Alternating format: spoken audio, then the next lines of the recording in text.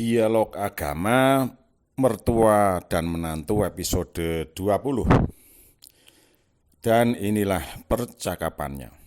Sekarang giliran Bapak yang mempertanyakan tentang Bible atau Alkitabmu itu ya. Iya Pak, silahkan Pak. Bapak mau menyampaikan dua ayat Alkitab yang sangat bertentangan sehingga tidak mungkin bisa diikuti. Dua-duanya, silahkan kamu tanggapi. Bapak mau lihat reaksi kamu. Jadi Bapak mau lihat bagaimana reaksi kamu terhadap dua ayat yang saling bertentangan ini. Iya Pak, silahkan Pak. Coba dilihat Matius 5 ayat 17. Janganlah kamu menyangka bahwa aku datang untuk meniadakan hukum Taurat atau kitab para nabi. Aku datang bukan untuk meniadakan, melainkan untuk menggenapinya. Ayat ini perkataan siapa menurut kamu? Perkataan Yesus, Pak. Baik, kalau yang ini bagaimana? Efesus 2 ayat 15. Sebab dengan matinya sebagai manusia, ia telah membatalkan hukum Taurat dengan segala perintah dan ketentuannya untuk menciptakan keduanya menjadi satu manusia baru di dalam dirinya, dan dengan itu mengadakan damai sejahtera. Ayat ini perkataan Yesus apa bukan? Bukan Pak. Jadi bagaimana? Matius 5:17 Yesus mengatakan kedatangannya tidak untuk meniadakan hukum Taurat, malah untuk menggenapi atau nambahi. Tetapi di Efesus 2 ayat 15 ada hukum, ada oknum. Ada oknum yang bukan Yesus mengatakan dengan matinya Yesus maka hukum Taurat batal. Jadi bagaimana jawabanmu terhadap dua ayat ini? Apakah itu bukan seperti nasah mansukh seperti di dalam Al-Quran yang pernah Bapak sampaikan itu Pak? Kalau nasah mansukh tentunya yang menyampaikan uknumnya sama. Dan juga harus ada keterangannya ayat mana yang dinasah dan ayat mana mansukhnya. Sedang di dua ayat itu oknumnya berbeda. Artinya perkataan Yesus telah dibatalkan oleh orang lain. Artinya orang yang membatalkan itu derajatnya lebih tinggi dari Yesus. Karena Yesusnya kan sudah mati. Jadi dua ayat itu mana satu yang mau kamu imani? Karena tidak mungkin bisa diimani dua-duanya, bukan? Apakah ada lagi Pak? Ada lagi bagaimana maksudmu? Dua ayat yang bertentangan secara mutlak seperti itu di dalam Bible atau Alkitab Pak? Baik, coba kamu lihat Yohanes 8 ayat 14 dan Yohanes 5 ayat 31. Yohanes 8 ayat 14, jawab Yesus kepada mereka, katanya, biarpun aku bersaksi tentang diriku sendiri, namun kesaksianku itu benar. Lihat Yohanes 5 ayat 31. Kalau aku bersaksi tentang diriku sendiri, maka kesaksianku itu tidak benar. Bagaimana jawabanmu? Jadi kesaksian Yesus benar apa tidak benar? Saya masih minta Pak ayat-ayat yang seperti itu. Loh, Ini kan kitab sucimu, bukankah seharusnya Bapak yang bertanya kepadamu? Iya Pak, tetapi kelihatannya Bapak lebih tahu daripada saya. Apakah selama ini kamu belum mempelajari atau memahami kitab sucimu itu? Saya sudah mempelajari Pak, tetapi tidak sedetail itu. Dan saya kira umum Pak, di Islam pun saya kira tidak semua orang yang mengaku Islam memahami betul tentang Al-Qur'annya Pak. Kamu benar, kemungkinan juga demikian, tidak semua pemeluk agama mendalami tentang Alkitabnya. Baiklah, coba kamu perhatikan Yohanes 1 pasal Yohanes 1 ayat 18.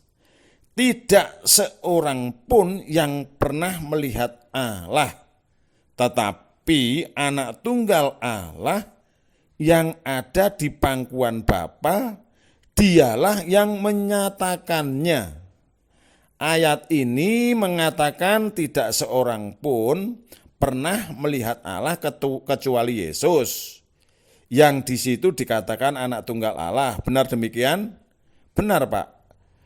Kalau begitu coba kamu lihat Kejadian 18 ayat 1. Kemudian Tuhan menampakkan diri kepada Abraham dekat pohon tarbantin di Mamre, sedang ia duduk di pintu kemahnya waktu hari panas terik. Di sini Tuhan menampakkan diri pada Abraham. Jadi yang benar yang mana? Yang melihat Tuhanmu itu Yesus saja atau ada yang lain lagi? Iya Pak, ayat itu bertentangan, memang tidak dapat dipungkiri lagi. Supaya semakin tidak dapat dipungkiri lagi, coba lihat 2 Samuel 24 ayat 1. Bangkitlah pula murka Tuhan terhadap orang Israel. Bangkitlah pula murka Tuhan terhadap orang Israel. Ia menghasut Daud melawan mereka. Firman-Nya, pergilah, hitunglah orang Israel dan orang Yehuda. Ayat ini yang menghasut atau membujuk Daud siapa? Tuhan Pak. Coba lihat lagi. 1 Tawarik pasal 21 ayat 1. Iblis bangkit melawan orang Israel dan ia membujuk Daud untuk menghitung orang Israel. Di ayat ini yang membujuk Daud siapa? Iblis Pak. Jadi yang mana satu di antara ayat-ayat itu yang mau kau imani? Saya minta satu lagi saja Pak. Ayat-ayat yang bertentangan di Alkitab. Kalau Bapak bisa memberikan, saya nyerah. Dan saya akan mulai belajar Islam secara serius Pak. Kamu minta satu atau lebih, Bapak bisa tunjukkan. Satu saja lagi Pak.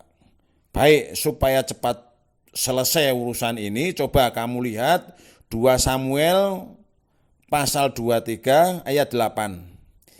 Inilah nama para pahlawan yang mengiringi Daud. Isbal, orang Hakmoni, kepala Triwira. Ia mengayunkan tombaknya melawan 800 orang yang tertikam mati dalam satu pertempuran. 1. Siapa nama pahlawan yang mengiringi Daud? Isbal orang Hakmoni Pak.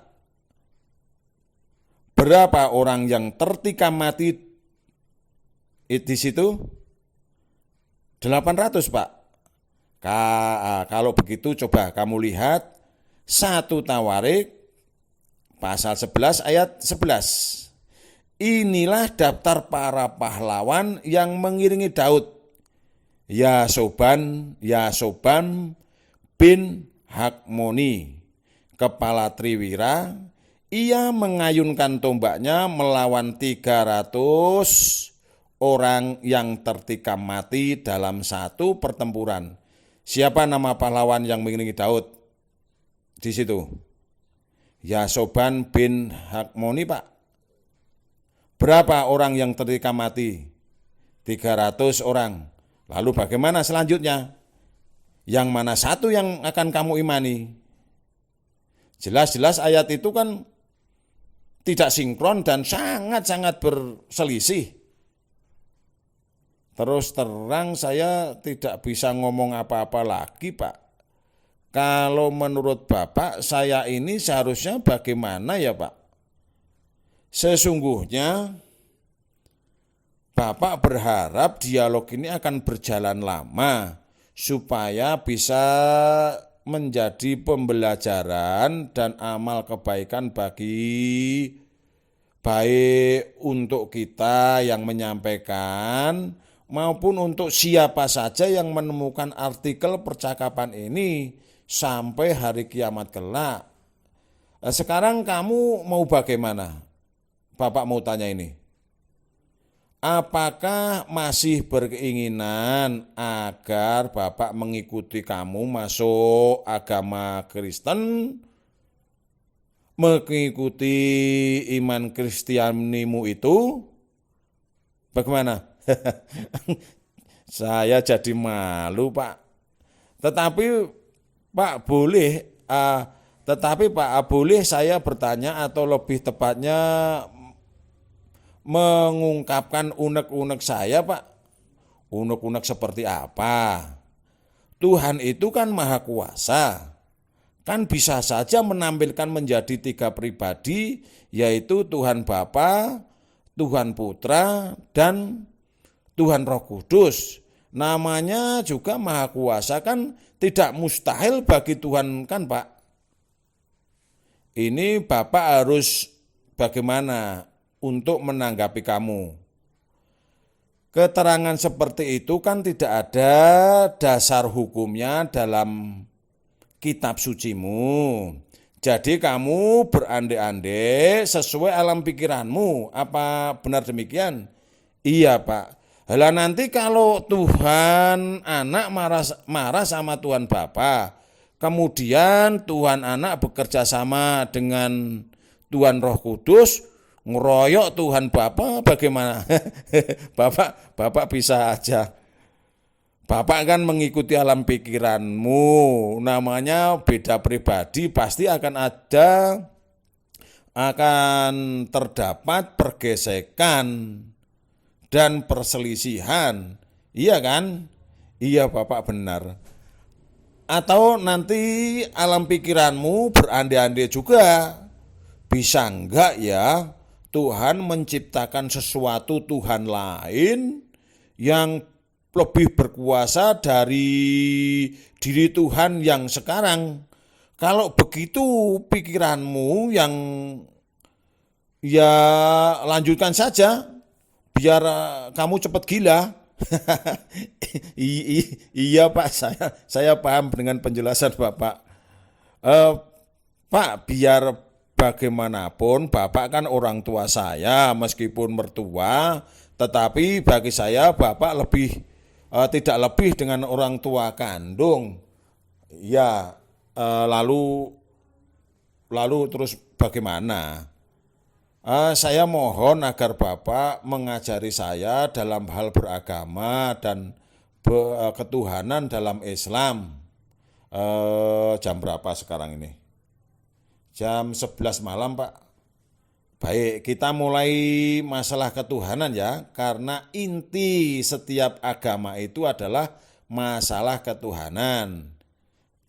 Ya ta? Jadi inti setiap agama itu adalah masalah ketuhanannya. Kita mulai dari situ ya. Iya, Pak, saya ikut saja. Kenapa? Kenapa kamu rela mengangkat Yesus sebagai Tuhan? Karena ya faktor keluarga dan keturunan terus-menerus, Pak, karena keluarga kami adalah keluarga Kristen. Jadi secara otomatis anak-anaknya mengikuti Kristen. Bapak tanya lagi, sebelum ada Yesus, dunia dan isinya itu sudah ada apa belum? Tentunya sudah ada, Pak. Artinya bukan Yesus yang menciptakan. Iya, Pak. Yesus itu diciptakan oleh Tuhan atau Yesus yang menciptakan Tuhan? Tentunya Yesus diciptakan oleh Tuhan, Pak.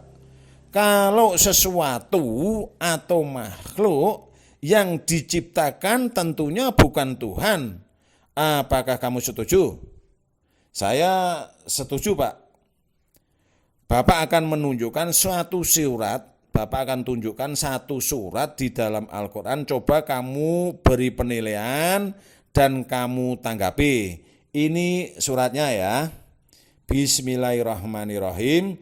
Qul huwallahu ahad, Allahu somad, lam yalid walam yulad walam yakul lahu kufuwan ahad. Kita mulai dari ayat satunya. Katakanlah dia Allah yang Maha Esa. Allah tempat meminta segala sesuatu. Allah tidak beranak dan tidak pula diperanakkan. Dan tidak ada sesuatu yang setara dengan Dia. Coba, bagaimana pendapatmu tentang kriteria Tuhan dalam Islam itu? Saya tidak ada sanggahan, Pak. Menurut saya masuk akal, Pak. Apakah ayat seperti itu karangan Nabi Muhammad? Lalu apa keuntungan bagi Nabi Muhammad mengarang ayat seperti itu? Iya, Pak. Tapi mari kita tetap fokus ke masalah ketuhanan dulu sebelum membahas Nabi Muhammad. Iya, Pak, saya ikut, Pak.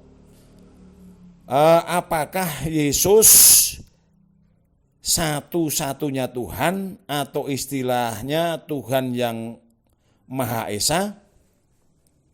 Tentunya tidak kan, karena masih ada Tuhan Bapa dan Tuhan Roh Kudus. Iya, Bapak benar. Allah tempat meminta segala sesuatu. Apakah kamu masih ingat mukjizat di dalam Matius 14 ayat 19? Bapak bacakan ya. Lalu disuruhnya orang banyak itu duduk di rumput. Dan setelah diambilnya 5 roti dan 2 ikan itu, Yesus menengadah ke langit dan mengucap berkat. Lalu memecah-mecahkan roti itu dan memberikannya kepada murid-muridnya. Lalu murid-muridnya membagi-bagikannya kepada orang banyak. Yesus membuat ikan dan roti 1 keranjang, tapi cukup dimakan banyak orang. Di situ ada kata Yesus menengadah ke langit. Apa yang dilakukan? Kalau menurut pendapat Bapak, tentunya meminta kepada Tuhan. Jadi bagaimana? Mau dikatakan Yesus tempat meminta? Lah wong Yesusnya sendiri meminta kepada Tuhan. Bagaimana?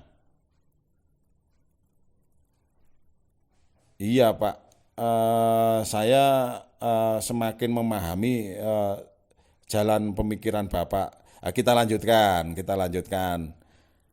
Allah tidak beranak dan tidak pula diperanakkan. Apakah Yesus dilahirkan oleh Maria? Iya, Pak. Artinya Yesus diperanakkan oleh Maria. Jadi kalau Yesus diperanakkan artinya Yesus bukan Tuhan. Karena kalau dia Tuhan, nanti ada ibu Tuhan, kakek Tuhan, buyut Tuhan, dan seterusnya.